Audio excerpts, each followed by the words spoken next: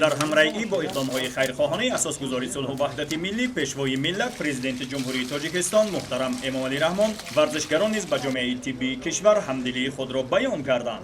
در همین راستا کمیته کار با جوانان و ورزش نزد حکومت جمهوری تاجیکستان و ورزشکاران معروف کشور عکس خیرخواهانه تحت عنوان آش همدلی برگزار کردند و زحمت و خدمت شبانه روزی سفیدپوشان کشور در زمان پنجشنبه پاندمی کرونا ویروس قدردانی نمودند. در این عکس ورزشکاران مشهور از رشته‌های گوناگون دست به دستی هم داده برای طبیبانی که روز و شب خود را در کنار بیماران کووید 19 سپری می‌کنند آش پلو و میوه‌جات تر و تازه آماده کردند. این آش همدلان برای طبیبان اهل طب هستند که آنها امروز با مبارزه با کووید 19 میبرند. ما که پرچم بردار ملت هستیم، امروز آنها قهرمان تاجیکستان هستند. ما با شما هستیم طبیبان.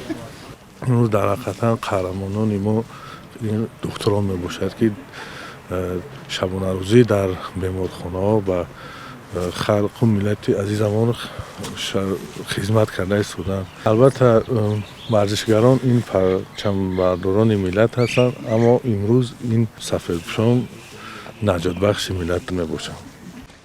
طبق عکس آشی همدلی ورزشکاران مواد غذایی و میوه‌های تهیه شده به 3 بیمارخانه شهر دوشنبه تقسیم کرده می شوند. از جمله آشی همدلی ورزشکاران به بیمارستان‌های استقلال، قریه بالا و نیز بیمارستانی کسلی‌های سیرایتی واقع در محله زرفشان رسانیده خواهد شد.